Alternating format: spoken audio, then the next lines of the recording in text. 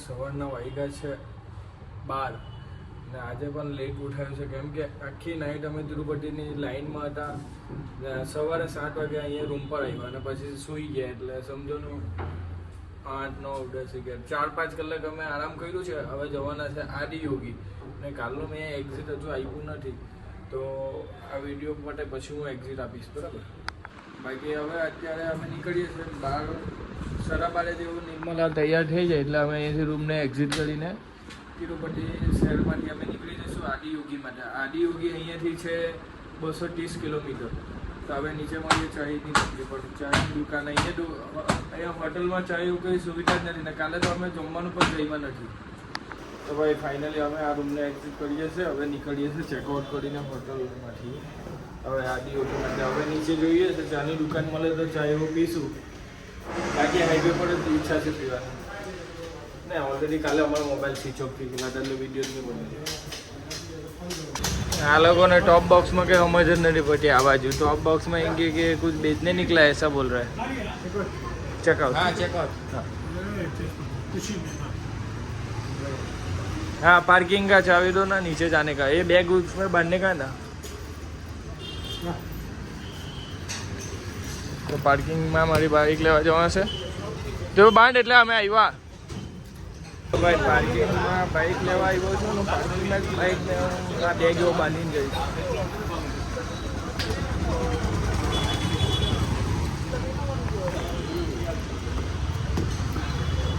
Okay હા તો આ છે આપણી બાઇક અંદર મૂકેલી. કાલની અંદર જ મૂકેલી હતી ને નિર્મલની બાઇક બહાર રાખેલી હતી. તો બાઇક પર હવે બેગ બાંધીને નીકળીએ. તો ભાઈ અહીંયાથી હવે નીકળી ગયા છે. હોટલે ચેકઆઉટ કરી તો હવે છે ને ગૂગલ મેપ મારીને અહીંયાથી બતાવે છે 215 કિલોમીટર આપણે આદિયોગી. સાંજે 4 વાગે બતાવે છે. તો હવે અહીંયાથી નીકળીએ છીએ. તો ભાઈ અહીંયા હવે ચા આવી ગઈ છે.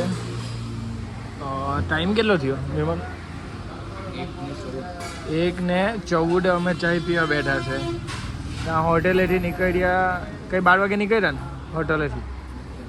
હા 12 વાગે. મને કે નહીં તું 12 વાગે નીકળ્યા ને 1 વાગે ચા પીવા બેઠા. જમવાના ટાઈમે હવે ચા પીએ છે.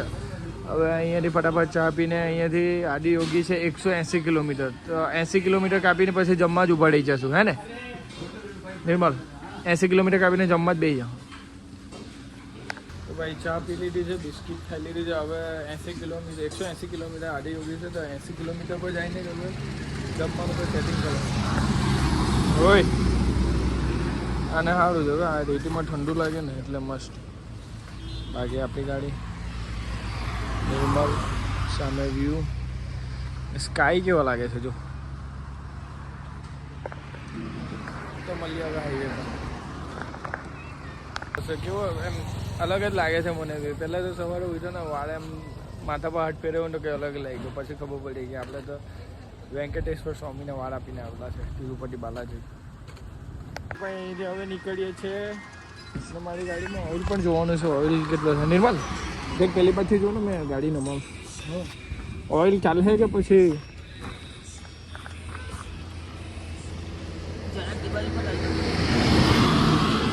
બોલ? હે કમ્પ્લીટ? તો ઓઇલ ચાલશે. હજુ ક્લીન છે કે બ્લેક થઈ ગયો છે? ઓકે ચાલો તો 80 કિલોમીટર પછી મળીએ આપણે. ને આગળના રસ્તા તમને બતાવું. માઉન્ટેન્સ બહુ આવે છે. માઉન્ટેન્સ ઇન શોર્ટ પર્વત.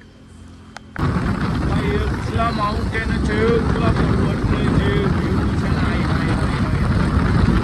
લાઈફમાં ખબર છે પાછો કેળ્યામાં પણ આ રાઈડ પર જે મજા આવી છે ને એક વ્યૂ એટલે એક નંબર વ્યૂ. ખબર નહીં આપણે હવે પેલી પાછા ક્યારે આવીશું પણ આ તો માનવું પડે ભાઈ. આ રાઈડ જેને કેન્સલ કરીને એ પૂરકનો સરદાર છે. આ સામે લેક કેવી લાગે છે ભાઈ?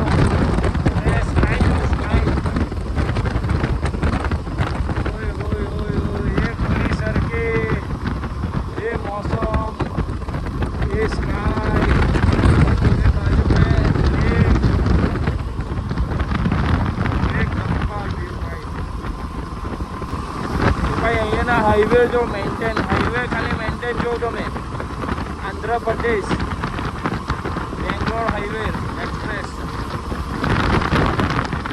તો ભાઈ મને આ લોકેશન એક નંબર લાગી તો અહીંયા ફોટોગ્રાફી કરવા ઉભાડ્યા છે. જો લોકેશન.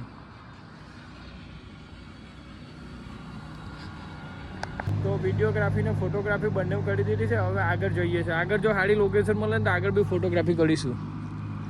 બાકી વ્યૂ ભાઈ ખતરનાક. આ ટોલ પ્લાઝાના પૈસા અપાય કેમ કે રોડ જે મેન્ટેન છે ને ભાઈ મેન્ટેન જબરજસ્ત મેન્ટેન કરેલો છે એના પૈસા ભાઈ. બાકી આપણા ગુજરાતમાં આવા રોડ તો ખબર નહીં ક્યારે બનશે. આવા રોડ છે ને એક્સપ્રેસ. બાકી આપણા ગુજરાતમાં આવા રોડ છે ને તે એક્સપ્રેસ બનાવેલા છે ને અહીંયા બેંગ્લોર કેરલા આંધ્રપ્રદેશમાં છે ને આ નોર્મલ રોડ છે. નોર્મલ બધા માટે bike two wheel four wheel બધા માટે છે ને આપણા ગુજરાતમાં એક્સપ્રેસ રોડ આવા હોય છે ને નોર્મલ રોડ તો જોવાનો જ નહીં.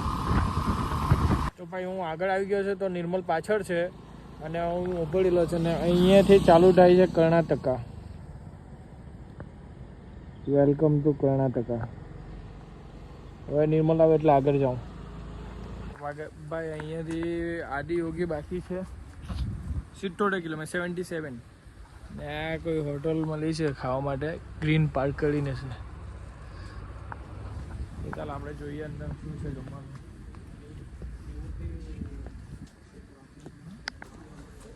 તો ભાઈ વેજ મિલેગા કે નહીં? વેજ નોન વેજ બધું જ છે. જોઈએ અંદર.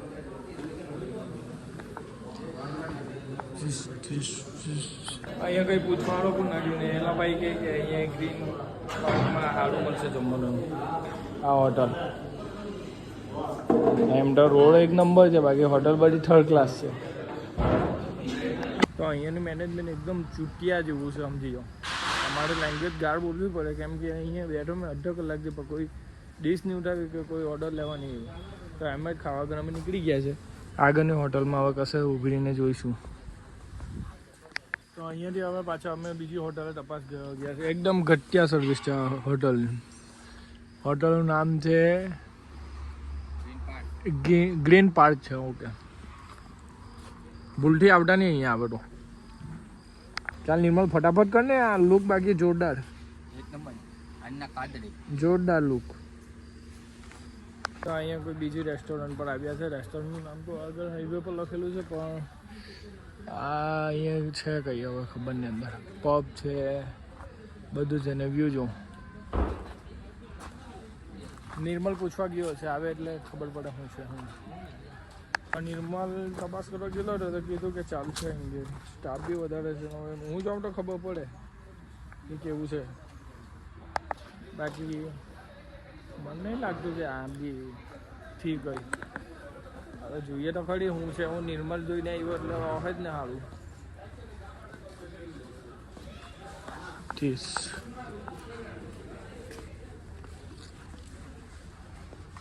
તો ભાઈ હવે આવી છે ને નાની નાની ખોલી આપેલી છે. એકચ્યુઅલી આ છે સમજી જાઓ તમે તમારી ભાષામાં. તો અત્યારે અમારે જમવું પડે એટલે ચાલશે. कुलचा बहुत मोटा होता है.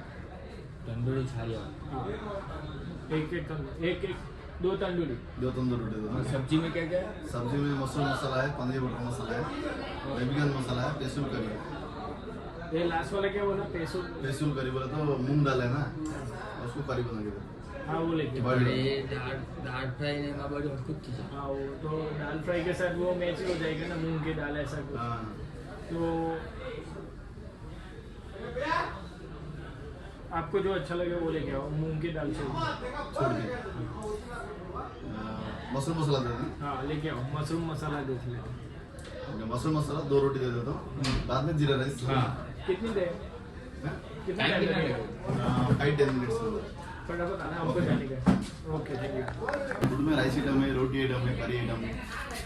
राइस आइटम में राइस में घी राइस, जीरा राइस, वेजिटेबल फ्राइड राइस. જીરા રાઈસ જ કીધું. એ જ ખાવા છે આપણા તો. એના માટે તો આપણી રાઈસ ચાલે બેસ્ટમાં બેસ્ટ. એક જીરા રાઈસ और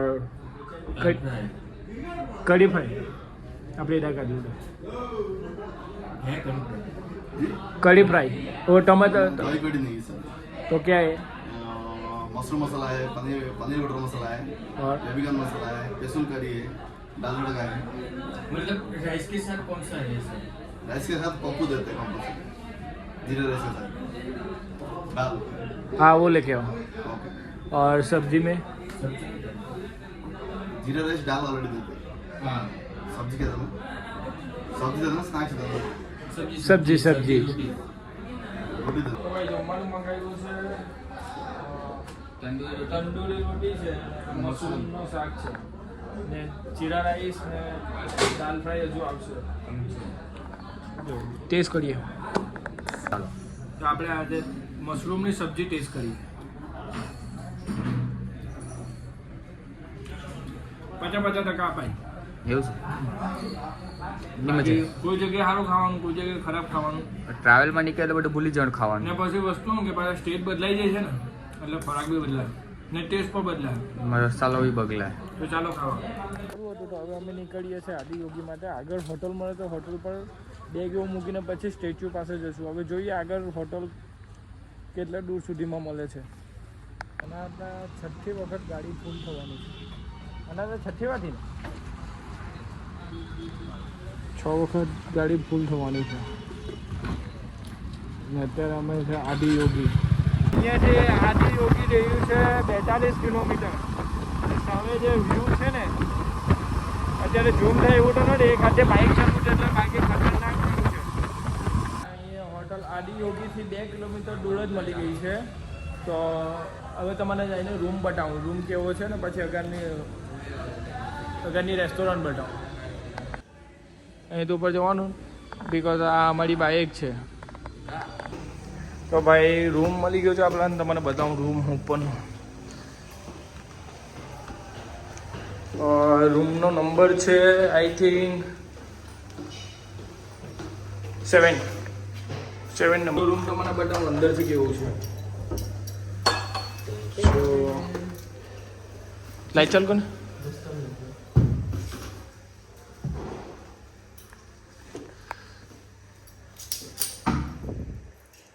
કેટલી વાર આ છે અગાનો ઇન્ટરેસ્ટ બરાબર ટીવી આ ફર્નિચર છે ગ્લાસ ને આ છે ઓ ભાઈ સાહેબ વોશરૂમ